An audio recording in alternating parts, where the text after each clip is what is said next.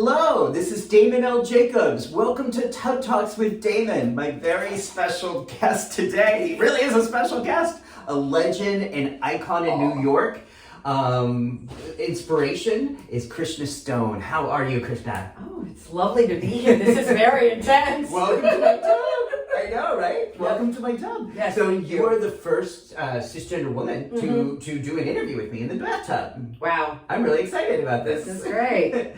And I have so much, I have so much profound respect for you, and I've been amazed by you and learned so much from you, and I cannot wait to share some of the benefit of our conversations with the world here. Well, thank you. It just dawned on me that I think this is our 10th year of being friends. I think so. I mean, 2011. It is largely, people, anyone who's ever heard me talk before usually knows me for the prep stuff. And you are a big reason why I even learned about prep, was because you hosted a forum at GMHC in 2011 that I went to and learned about prep, decided I wanted to take prep, and then started yapping, and a few press to world tours later, I'm back in my bathtub with you. So it's a full circle. It was meant to be. Yeah. So the first thing I want to ask you is, I'm really interested in having conversations about body. And I would really like to know what you like most about your body. That is a really good question. I think my neck. Yes. Yeah. Tell me more. Well, throughout all the years of having sex, right now I haven't had sex in ages, so except for my rabbit vibrator, which is workable. Yes. Okay. But no, it's been a while. Which guys are not taking advantage of your body, mind, spirit, and sharing that with you. They are losing out. I know. Quality human being here. What is going on here? These guys. Okay. But what I loved with particular partners was being kissed on the neck. Mm-hmm. Like, that just rocked my world. It did, yeah. So, beautiful. Yeah. Now, I'm just going to go back a little bit and take us on a journey to you landing in New York City in 1986. Actually, it was earlier than that. I graduated from high school. 78. Sorry, I was missing out. I got my time a little bit. That's all right. So you came to New York City in 1978. Yeah. In some ways, such a golden time for this city. In other ways, the beginning of a really terrible time. Tell me, walk me through this. Well, the timing of my arrival in New York City was divine, because that around 76, 78 was the beginning of disco classics music and people learning how to hustle dance. And while still living in Philadelphia, I worked a job, went to high school, and so I could learn how to ballroom dance, because when I would dance like the cha-cha or the mambo or hustle dance, I felt pretty and whole and complete, because I did not think of myself as being pretty for many years. And so when I was on the dance floor, I felt pretty and, I got this. And I was good at it. I really was. And unfortunately, ballroom dancing is very expensive. And it still is. I think it's gotten more expensive. So it's not a sport or an art form that I could really manage, or had the commitment to go above and beyond, because it's like anything. You have to be a serious dancer and athlete. Wow. Yeah. So it's no joke. And when I got here, I was enrolled in NYU, and my parents wouldn't pay for me to be in the theater department. So I managed to get into the education department, because I loved teaching, and even as a young person, and I was able to be an assistant teacher after I graduated. I graduated early, a year early, and I was able to get an assistant teaching job in a daycare center, and I loved it. So that's how I was able to talk my way into the education department at NYU. However, the clubs were calling me, and that time, 78, all the way into the early 80s, where, the city had exquisite clubs, dance clubs. And just extraordinary music, and especially the clubs that catered to gay men. What was the feeling like in these clubs? Oh, the feeling was like a religious experience, like it was going to church. You'll hear people who are my age talking about certain clubs like the Paradise Garage and Better Days as church. I'm going to church, because it was so welcoming to, LGBTQ plus folks and, people of color. And so it was a safe space with outstanding music. Like, the music was just pure orgasmic joy. And it was very tribal, because the DJs would play with a purpose. And so... Did you say, like, play with a purpose, meaning, like, they had a message they were trying to share? They have a message. Mm-hmm. And they played where they would start off with a slower beat in the beginning of the evening, increase the speed, till you felt like you were flying. And that was the point of rapture, or the orgasm. Very similar to how Black ministers would, work in, during their preaching, their sermon, and then once you were in that moment of euphoria, then the music would drop and start again, and so it was just beyond brilliant. So that's also it. There were themes, had to figure out the theme, and then there's also the I'm going to take you on a ride, and you're going to go with me, and it's going to be great. It's going to be a journey. Yeah. It is wonderful. I believe music is spirit. Music is mental health. When I've worked with clients in my career who were less verbal, I would often just say, well, bring in a song, or show me a song. Oh, and now, great idea. This day and age, you could just be show me which song, on the internet. Yeah, right. Before internet. It was like, show me your CD, or bring in a tape of what speaks to you, because it's just such a language that allows us to be beautiful, that allows us to be empowered, that allows us to be close to God or spirit, or whatever, or great divine. And now you mentioned dancing. You are just, when you are dancing, I just saw Krishna dance last night. I've seen you dance. We had a blast. You are, I don't know, it's like there is spirit. Yeah. That is God right here on earth. God is here through you. Does that feel right? That's what it is. And, when the AIDS epidemic started, and I would go to the clubs, and I remember, I would start the evening off by saying, who am I dancing for? So it was like a memorial service. And I would dance 4 hours, only to stop to go to the bathroom, or, get a drink of water, or another kind of drink, or whatever, but just pure prayer. And that's how I got through. Because some of the memorial services that I went to were just so awful, because the family of some of my friends didn't want to acknowledge, one, that the person was gay, two, that they died of AIDS-related complications. So, it was like, this is getting really silly, and I hate this, because I would just want to stand up in the middle of a church and say, he died of AIDS, and scream it out.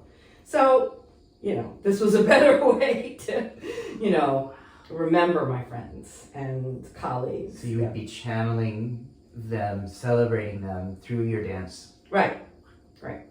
And I still cry, out of joy and out of like, oh, I remember this song and I miss my friends, And one of he was the first love of my life, was a waiter at Ice Palace 57, which was at 57th and 6th Avenue, which had brilliant music. The DJs were just masterful, like other clubs that catered to gay men mostly. And his name was Max. And we started talking while he was working, but I was seriously having a crush on him, And then I remember he invited me over for dinner to his apartment, and I got to kiss him, and we had sex, and to this day, he's one of the best kissers ever. Yeah. And so that was when he was sort of into women, but sort of moving towards men, like there was a little bit of fluidity, but he was great. He was a great lover, fantastic kisser, and we kind of lost track of each other. I don't remember why, but when I started at GMHC, the offices were on 20th Street, and I remember, Sorry, Becky. Keep going. Okay. Keep going. I was going into the building on 20th Street at GMHC. This was in the first years that I was working there, and he was coming out, and we were like, oh my God. And he went, what are you doing here? And I was like, I work here. And I went, what are you doing here? And he said, I'm a client. And I was like, oh, okay. Like trying to take a deep breath, and how are things, how are the services that you're accessing? Are they working for you? And he's like, oh, yeah. And then within a matter of years, a couple of years, his health began to, go down and downhill. And I remember going to visit him at Memorial Sloan Kettering because there was cancer. I've forgotten what kind of cancer. And then he got moved to Calvary Hospital, which is a hospice in the Bronx. Wonderful place. And then he died. So, but a lot of people that I knew who either worked in the clubs, or I would, friends who went to the clubs with me, are gone. And that's why, the music is also very important to me and very much a part of my, skin cells, yeah. And when I've been asked about, like, what was that like when AIDS was, going through the cities and ravaging lives, and it was like a very quiet hurricane, just taking people out, and, go to the club one week, see this bartender or this DJ, go back the next week, gone, So it was a harrowing time, and to this day, I love dancing, and I just love disco classics music, especially. Like, I love Latin music, I like all kinds of music, but, it's very much a part of me spiritually. When people say, well, what's your religion? I was like, disco classics music, and they're like, oh, okay, yeah. Yeah, that's incredible. Yeah, if I had a church, that's what we would play. Wow. Yeah. So then you started volunteering with GMHC very early on when it was formed. Yes, my first introduction to GMHC was in 1986. Okay. Because that was the year of the first AIDS Walk New York, which benefits Gay Men's Health Crisis, also known as GMHC. So I was blown away by this event. Oh, dear, we want to see you now. Keep going. Oh, sorry. It's okay. And, yes. Just making sure. Yeah. And then I started volunteering at GMHC, off and on. And then I met my first supervisor when I was volunteering. It was during the 10 Days, 10 Deeds campaign, which is when GMHC was marking its 10th year. So each day there was an action, and then it started in November, and so I think the final action was the first AIDS Dance-a-thon, which was beyond amazing. Yeah, 10,000 people dancing in Jacob Javits Center. Yeah. So you have channeled for the better part of 3 decades the grief, the losses into service, into connection, into your work, both as a volunteer and an employee. Yeah. I know you have had a lot of jobs over the last 30 years at GMHC, a lot of duties, but what would you say has been the most rewarding part or the thing you have appreciated the most about being part of the team? There are a number of experiences and events that I have planned, and also community service work that I'm just so very proud of. But the first event that just came to my mind was I organized the first ever conference for volunteers who worked in community-based organizations, HIV and AIDS service organizations, hospitals that had direct connection to people living with HIV and AIDS. And the conference was held in a hall at the Cathedral Church of St. John the Divine. So, it was just fantastic. Yeah. And I just remember like seeing hundreds of people in that hall, and I was like, I did this. Do you remember what year that was, or approximately? Yes. I think it was 1994 because 95, that's when my daughter Parade was born, and she arrived early. And when I was going into labor, my supervisor then had to come over while I was in labor to my apartment, and I just had like certain tasks that I didn't have a chance to do or complete because it was like a few days before the conference. And so he sat there and I drew maps and, in between like being in agony because of the labor. Yeah. It was crazy pants time. Yeah. Yeah. Okay, so then that brings me to the part of this interview. So that's, 1995. See if I can sit up a little bit. It's very comfortable. It's okay. You become a single mother in Yes. New York City.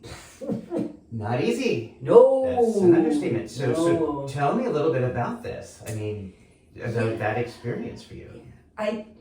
There are years that are not completely blocked out in my memory, but where there's just like these kind of clouds of gray that covered certain parts of the year. And then sometimes those clouds, would kind of disappear and I would remember stuff again, but it feels like a blur. Yeah. Because it's like being in combat at times. But you're not getting any sleep. No. You're doing this as a single mom. Right. In New York City in the 1990s, raising a young woman, at the time a girl. I can only imagine the pressures and the lack of sleep that for years. Yeah. And, the times when she would be sick or, struggles at school or other stuff that comes with being a parent. Yes. The humbling situations that I experienced and then the humiliating situations.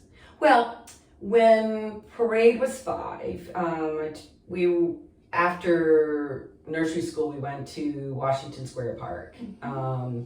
And I would sit and watch her while she connected with other kids, or I would talk to other parents. But I remember sitting on a bench and she went on the slide and I could see her.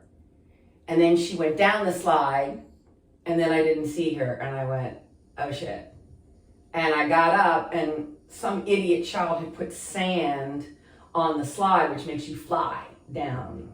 Yeah, a slide. And then she must have bumped her head. And I was like, oh shit. And so I picked her up and I was holding her in my arms and she started to throw up. And I went, that's not good. And so that was before I had a cell phone. So I went to a pharmacy about 2 blocks away, and I asked the pharmacist if I could call her pediatrician. And I got through to him, and he said, take her to the ER right now. Because your kid may have a concussion. That's what the throwing up is, Oh, God, Yeah. that's scary. Yeah, it was very scary. So when I got to the emergency room at St. Vincent's, how ironic is that? One of the first hospitals on the front lines of the epidemic. So I went into acting mode because I had been an actor for 20 years, and I started talking in this really loud voice like I was on one of those hospital TV shows. Okay, I have a 5-year-old, blah, blah, blah. And the lady at the reception desk was like, okay. But you could see some of the folks were like, she thinks she's on a TV show, Is it ER? ER, right. Yeah. And so they brought me into a room with her, and the doctor came in, and it was almost like he saw the color of my skin and he started talking down to me. And I was like, what? And I put up my hand and I said, okay, first of all, you're talking down to me. I would like for you to introduce yourself and not use that tone of voice like, I'm stupid. And I said, because I'm not. And he was like, and he shifted gears, How do you find the strength to stand up for yourself and your daughter that way? Right. It intuitively, I knew I had to be really courageous in that moment. And I think that happens also, at least for me, the few times that Parade that I had to take her to an emergency room, it's like everything locks, in terms of intuition and the ability to tap into, courage while being polite, because being polite in an emergency room it's a benefit, but it was so humiliating. And I thought, oh, that's the other element to being a parent, possibly. Sounds like that's also, like, as a Black woman, to be treated that way. Yes. And to have to stand up for yourself, to say unacceptable. Yeah. And Parade is biracial. So sometimes, I remember at times that people would automatically assume that I was her caretaker, and I would have to correct people and say, actually, that's my daughter. Yeah. So how do you how do you keep going when this is happening on a regular basis, when you're being treated this way, or these microaggressions are like so constant? Yeah, and they are really, they feel so intense, that they are like deadly, in terms of the impact on my brain and my spirit. I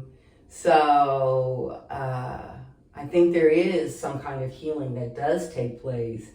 But for that time, when we were in the emergency room, and then her pediatrician said, I'd like for her to stay over and to be, monitored, to be watched. They did a CAT scan, and they did, and all that happened was that it was like a bump, but it was really smart of her, pediatrician, who has since retired, which was also devastating because he was just a brilliant doctor. But so there really wasn't time to debrief myself.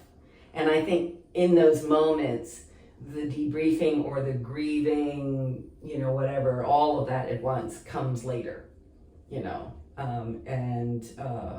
What do you do with that? Cry.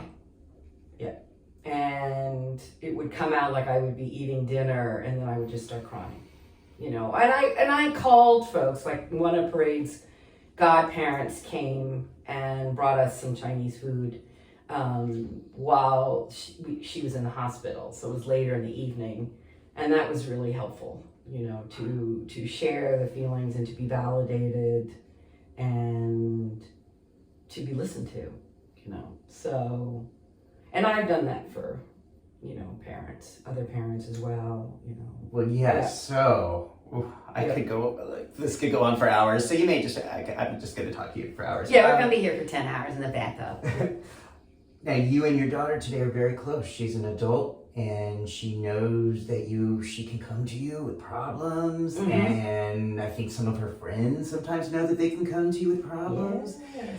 So you have been able to, raise a parade. Raise a parade. She is one, yes. As a single mom, a very, very strong woman who trusts you. Mm-hmm. And I know sometimes other parents now want to say, how did you do this? Yes, I get asked that, on a constant basis, especially new single parents or even parents who are in a couple. Yes. And they're like, I don't know how you did this. How did you? What do you tell them? It's like, so how can I be, if parents come to you and they're like, I don't know what I'm doing, how do I be a parent like you? What do you say? That I don't know is actually a great beginning point. That's a great starting point. I think one of the things that I do say to parents is love your teachers. Love them, love them, love them. They are the hours that children spend with their teachers, it's a substantial amount of time. Yeah. And if the teachers are fabulous and they love your kids, that is just so great. And I would volunteer to run fundraisers and, and all kinds of stuff and be of help to the teacher in any way I could. And I think that also made a difference. And if there was something that I disagreed with, they were going to hear about it, It was like no joke, And what would happen if you had a conflict with a teacher, or a teacher was practicing microaggressions or something they were doing something really stupid? Well, one of the instances that I remember was that when Parade was in 4th and 5th grade, some of the grades you were with the teacher for 2 years. And so there was a child that had started to bully my daughter. She was the 5th grader, Parade was the 4th grader. So my technically rule of thumb was I hear about an instance once. If I hear about it again, and then a third time, it's like, let's go. Mm-hmm. And so I asked to meet with the teacher. It was like, I'll give it 2 or 3, situations, and then I'm like, all right, we're going in. And because when my daughter would tell me about, well, she did this, she did that, and then I would ask, well, what did you do, and how do you feel? Like, I would check in with her. But then I think it was the 3rd time, and I was like, I'm going to meet with your teacher. And so I did. And he's a brilliant teacher. And so we talked about it, and I printed out stuff about bullying, particularly female bullying, because right around that time when Parade was in the 4th grade, the attention to bullying was exploding. Mm-hmm. Like, there were conferences, full week conferences just on bullying. Like, it was, exploding across the country. So I printed out, the articles and blah, blah, blah. And we talked about this, the experiences that Parade went through. And he was like, got it. And I was like, would you like for me to talk to the child's parents? No. I got it. Wow. Yeah. Wow. And so it was addressed, and only to find out that child who was trying to bully Parade had been bullied, and the teacher did nothing. Not the current teacher of the 4th and 5th grade, but I think it was the 2nd and 3rd grade teacher. So hurt people, hurt people. That's right. Hurt people, and that is so much what bullying is about with kids, with adults. Oh. Yeah. And it just, so many pearls of wisdom about life, about parenting. I'm going to ask you. All right. We talk about this stuff all the time. Yeah, we do. A book.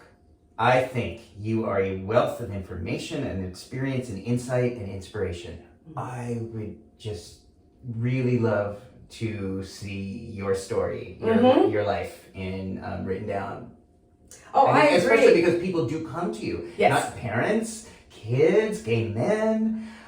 There's so many people who come to you asking for advice. Mm-hmm. And I think that's always when we're one of those people in the world who people seem to come to for advice, it's like, okay, put it out there. Put it in a written form. Right. Your thoughts? Oh, I would love to do it. And I just got to figure out, how to start and stay with it, stay with the writing.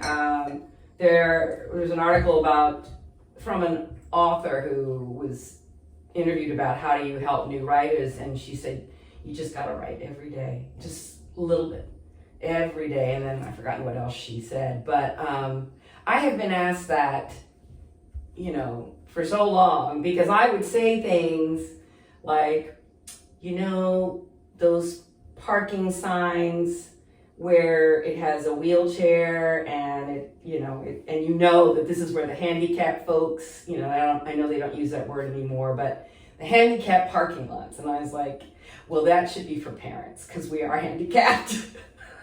It's a disability. Yes. And I just remember folks would be like, you have to write this down. Yes. Because that's what it feels like. Yes.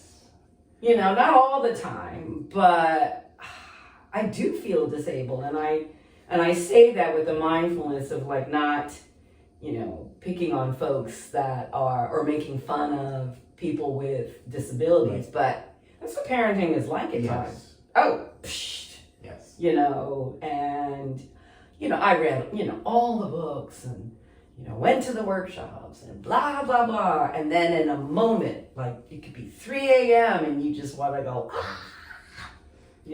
goes out the window, all the knowledge. I think it's because you really get that. Yeah.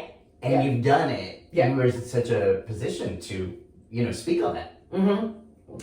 And I just think there's so many, again, it's like there's so much information you've had, so many things you've lived through that I think are of great value and experience. And if I was having a kid, I would be calling you every day. So be glad I don't have a kid. Well, thank you. No, it's fine. Constantly. Yep. And okay, so now in this world we're living in, what if anything excites you, or what are you looking forward to based on where we're at now in this world, in New York City, COVID, HIV, like what are you looking forward to? I just want to dance. It's the tattoo that says, I just want to fucking dance. Yes. Yes. Which is from a song we just heard last night. Yes, we did. Yes. Robbie Leslie played exquisite music and knows that you had that tattoo because he was looking right at you when he played that and came right out and hugged you. Yes, that song came out. Yeah. Yes, he did. So dancing. Yes, and I want to have sex again. Yes. And I want to practice more, better self-care, by dating, by dancing more. And of course, with the pandemic, that didn't happen, for a year. And when it did, it was just glorious, to be on the dance floor, after, a year and a half rather. Yeah. What is wrong with straight men? Or what is wrong? Come on. I mean, come on. I don't want to be I don't want to overgeneralize, but it's like, come on, this is the most incredible woman in the world. I cannot believe there's not like guys around the block trying to like take you out. Well, I got called on it by a stranger, and I love to talk to people in restaurants, wherever. Again, I love it. So I was at this restaurant having some dinner. It's right near where I work, and there was this man sitting, next to me at a table, and we just started talking. And he said, "Can I ask you a question?" I was like, "Sure." He said, "Why aren't you dating? Why aren't you in a relationship? Why?" He said, "You are just fantastic," or whatever whatever the compliment was. But it was so funny how he was like, "Why aren't you like with somebody?" Like he was trying to solve a math problem. Like, I don't get this. And I just like beamed and I said, "Thank you." I was like, I don't know. It's a multi-layered experience or a multi-layered answer, Well, some of it is because these guys are foolish. Yes. But is there anything you think you're doing to prevent that from happening? I think that when I turned 62 years ago, that kind of messed me up a bit. And I have my own issues around body insecurity or low self-esteem and other stuff. And I think that's just trauma to some extent. And it's been a very hard 10 years in between the good stuff.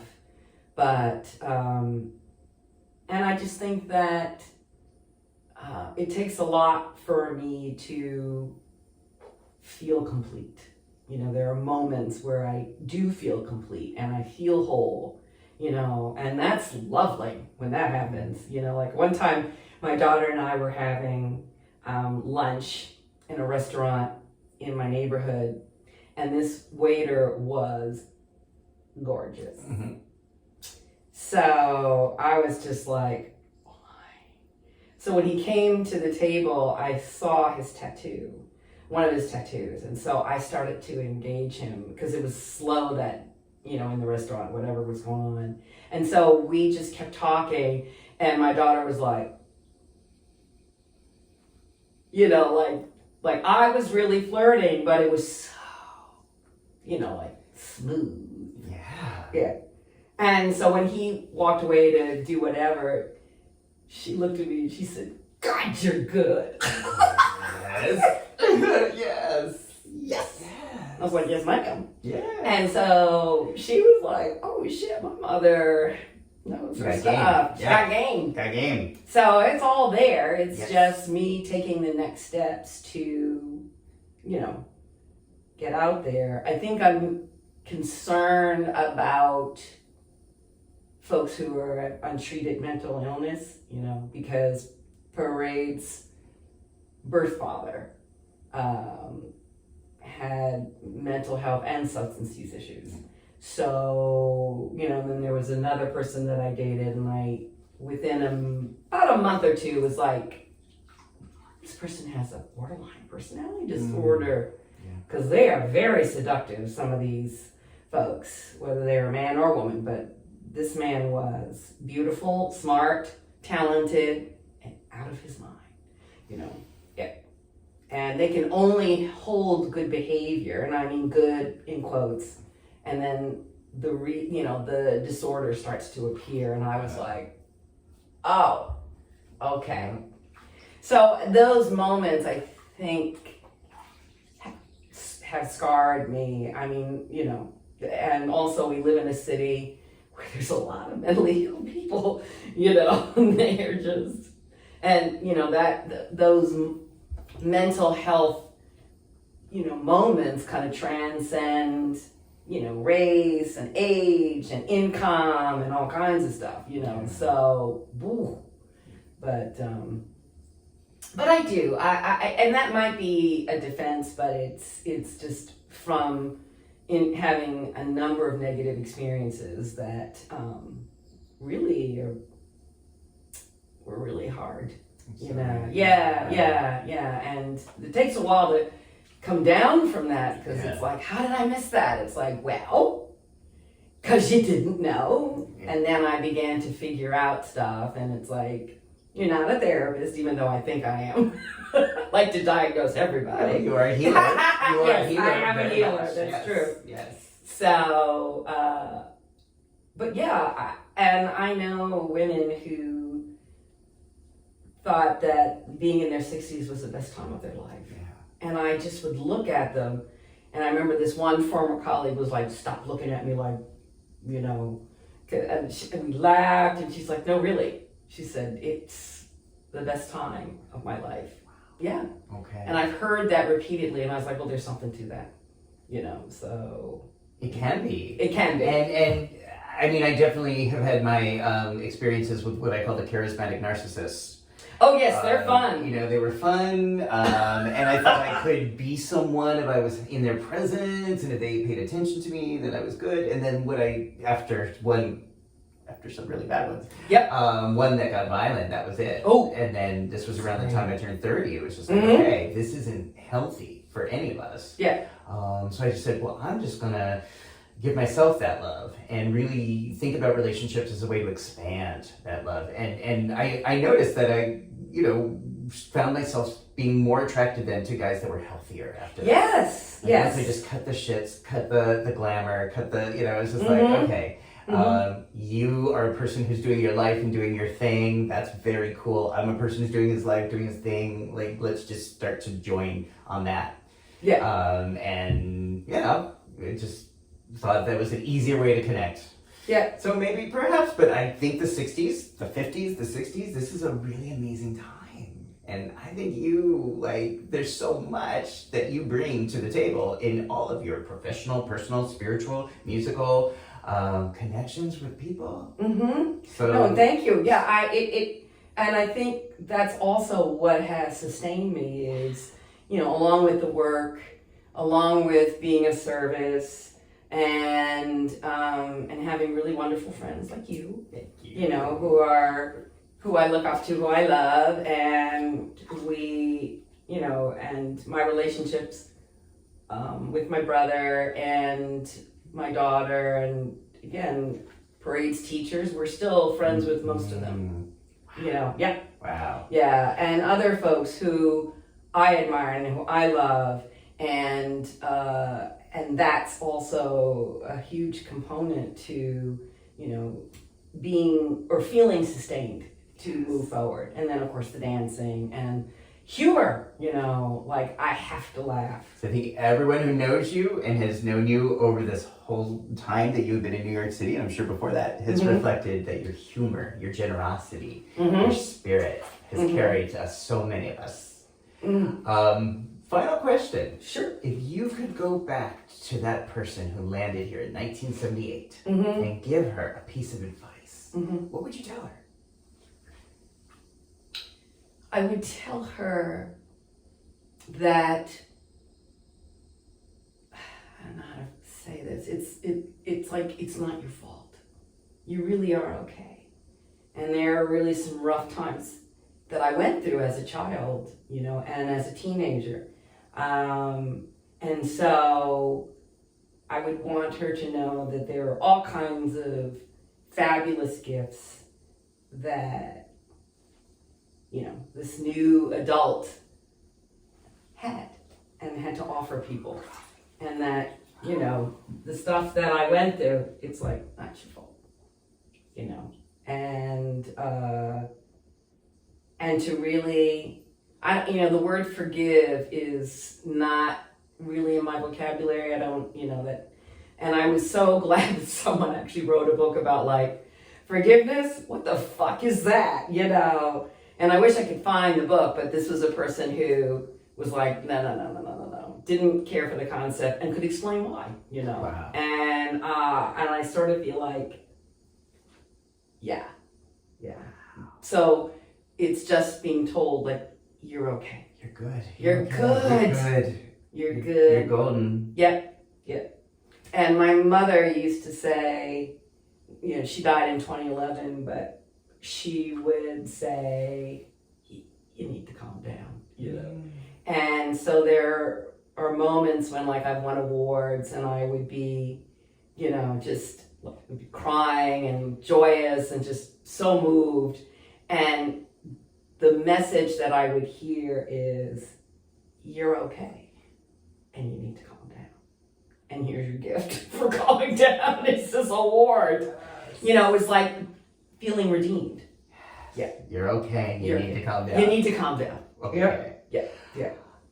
I want to thank you so much for being you and for coming to this bathtub, for being bold, for being vulnerable. This took a lot of courage, let me tell you. We talked a lot about this, and I just so value. I've always had mad respect for you, but you know that you did something that wasn't totally in your comfort zone, and you came here and had this conversation with me. I really admire you and love you so much. I'm so grateful to you for that. Well, I admire you and I love you. And each time that I'm with you and we talk and, you know, it's just so fantastic on so many levels, you know, and